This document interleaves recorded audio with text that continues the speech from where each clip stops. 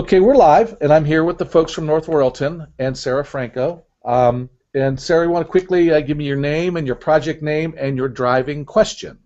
Okay, my name is Sarah Franco. I teach fifth grade science and social studies at North Royalton Middle School. My project is called Owl Pellets 2.0. It's a kind of a revamp of what we've done in the past, and the driving question is all about what inferences we can make from the owl pellets. Before this project, we just used to dissect them, and now we kind of bumped it up a notch. So talk to me a little bit about the major steps of your project. So the major steps were we allocated each child a Chromebook, and we did a virtual owl pellet dissection, so one online first so that the kids could kind of get familiar with what the bones look like and all of that good stuff, which we've never done in the past, so that was kind of really a nice way to kind of give them a pre-practice. Then we actually dissected the owl pellets by hand. They were like little surgeons. It was fun. And then we did, my cousin actually started an eco ranch out in Arizona, and he was in town visiting our family and came in and was a guest speaker. And he knows a lot about how things play in an ecosystem and how they each have an important role. So he kind of gave the kids a pep talk before we did our owl pellets and kind of gave them some things to think about as we were dissecting. Then we had a Google Hangout with him after we were done.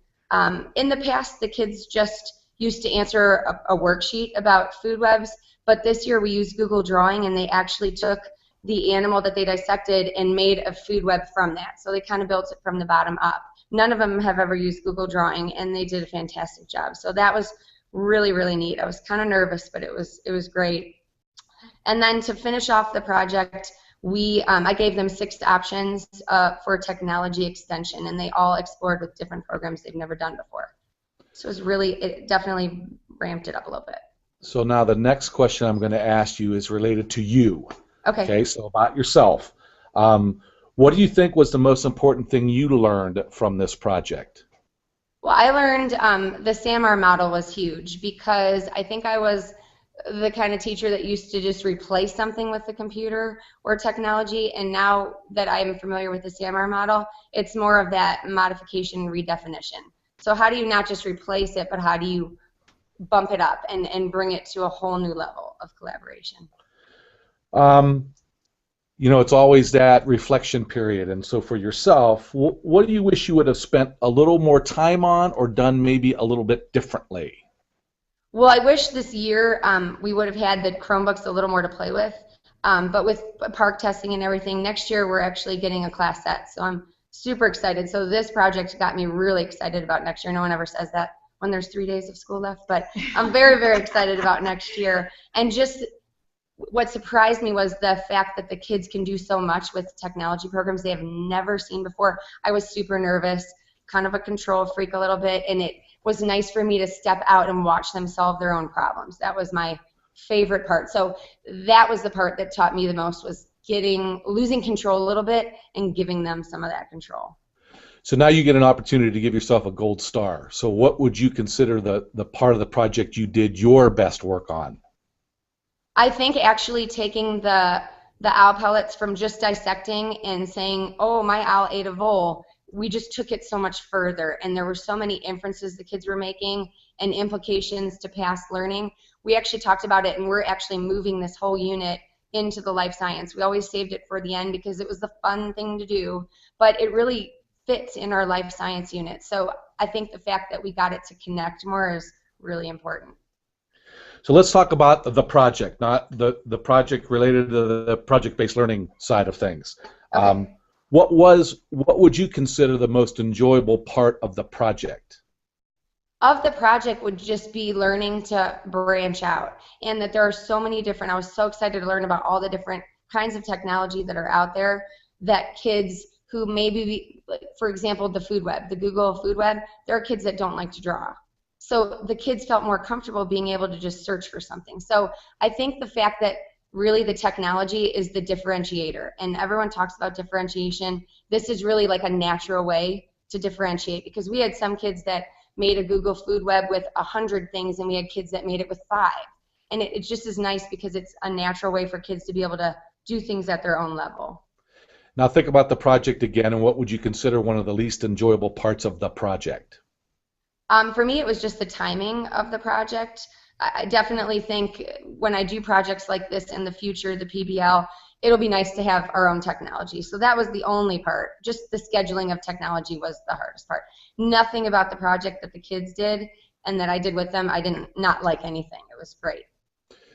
So now you've had a chance to look at the project. What do you think you might do or change to make it better the next time you do it? I think next time when they're doing their technology extensions is to schedule in a little time to one-on-one conference with them as like a formative assessment just to see how they're doing. And that might also give me the chance to pull back for kids that are having trouble or to push ahead kids that aren't really challenging themselves enough. So I'll ask the rest of the folks in the room your observation when we talk about the question about the integration of the technology. So maybe it might be a question to Anne, and then obviously Sarah, and if Melissa wants to chime in too on how the project went. You want to start, Ian? Sure. I thought the project went really well. I will echo Sarah's feelings about scheduling the technology. We did run into some issues even once we had the technology in the room. Thank goodness we tested it ahead of time because we were having difficulty connecting to the Wi-Fi, and we had to go out in the hall and connect and then come back in. But I feel like the technology really adds to the project. The kids are very engaged. Yeah. When I was watching them in the Google Hangout, they were captivated by Cowboy Jeff, yep. who was the guest and the expert on all of this. And it was just incredible how they could see what he was doing in Arizona. And I mean, he walked with his phone, and he went and he showed them different things. He showed them a huge skull he had. And some of these kids may never get to Arizona, may never see anything like this. But here they were in North Royalton in their 5th grade science class seeing this. Yeah, we have automatic lights. Sorry. Okay. Sorry. You're back. You're back. That's all right. I thought I was having a moment. That's all good. Now, Melissa, on the curriculum side, what were some observations you had? Well, I have to say, from a bigger picture view of it, what I love about teachers diving into things like this is that Sarah and Anne are two of our strongest teacher leaders in the district. So the fact that the two of them were able to collaborate with one another, Anne was, I know, a very solid resource for Sarah. This was all Sarah's idea. She's got the content and the brains behind it, and it's like, this is what I want to do. Help me. And Anne helps, with the technology piece, which worked out great.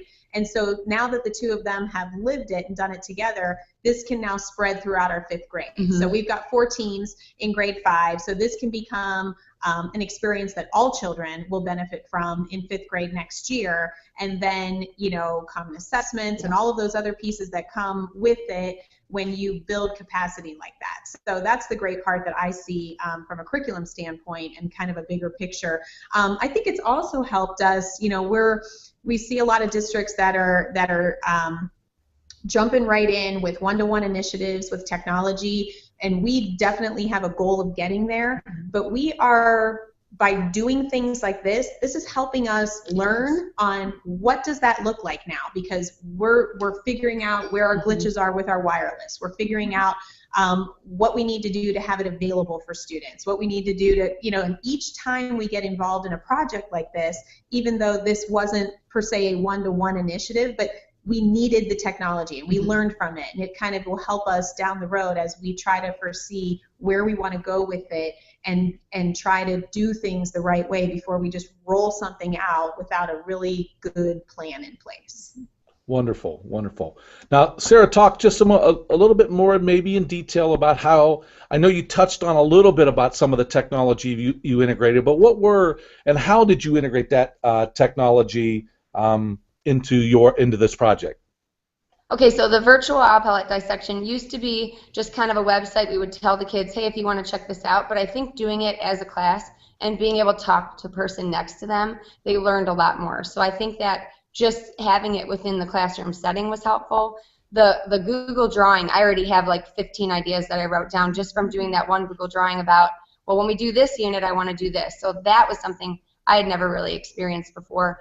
And then when we did the extension project, we used different cartoon comic strips, online comic strips. The kids were recording songs. They were rewriting song lyrics. They were making their own Google Slides, and it was amazing just to see them using all of this technology. We used Glogster. They were so excited. I've never seen them so excited to do something. No one complained. Everyone was working the entire 84 minutes. No one looked at the clock. No one asked to go to the bathroom. It was like 100% student engagement. It was great. So my last question is going to be, when you look at that whole technology integration, and all three of you could answer this if you'd like, but Sarah, what was that impact of that tech integration on yourself and your students? Well, I know for myself, it helped me to realize that they can do this on their own. They can solve their own problems. We also talked a lot about searching on how-to videos. So it was really neat to walk around and see someone saying, how do you search a Google slide? And the kids were like learning themselves. Oh, do I need to? Okay. And they were learning themselves how to solve problems, that's what we want kids to be able to do. That's what the workplace says. They want students to be able to do. They want them to be problem solvers. And this actually inspired our team to do Genius Hour next year, which is all PBL learning, and we're doing it on our whole team so that the other teachers on our team get to experience it as well. And hopefully, like Melissa said, that will trickle out past our little pod. Any observations from Ann or Melissa in regards to the effect that tech integration had? I mean, this year has been amazing at the middle school with just everybody jumping on board. We had money set aside to do textbook adoptions for particular grade levels and subjects. And while it would be awesome if we had tons of money that we could do Chromebooks and a textbook adoption, it was one or the other. And without a doubt, they all chose the Chromebooks. And they said, you know, the technology is the way to go. This is what engages the students. This is what gets them going. There are so many great resources out there, and we have such wonderful human resources here that can put things together and make the technology just a part of what they do on a regular basis, because it really is. It is what they do when they go home. True. It's how they connect with one another. It's how they collaborate with one another. And so we're almost debilitating them when we don't put it in their hands at school. Mm-hmm. I agree. And I mean, just to hear Sarah and Melissa, the common word there is engagement. Mm-hmm. You know, as a teacher, our goal is to create an engaging lesson for the students. And Sarah, there she's saying her students were engaged for 84 minutes at a time. Yep. You know, and using that technology to engage the students is just incredible. And I wish that every teacher out there could hear Sarah saying that her students were engaged for 84 minutes, because that's unheard of. That's a long time that's when you're only 10. Time. Yeah. Well, I thank you all. Don't go anywhere after I stop the broadcast, but I appreciate all that you've said and all that you've done, and I hope you all have a great summer, and I'll get back with you right after I stop the broadcast. Okay, thank you.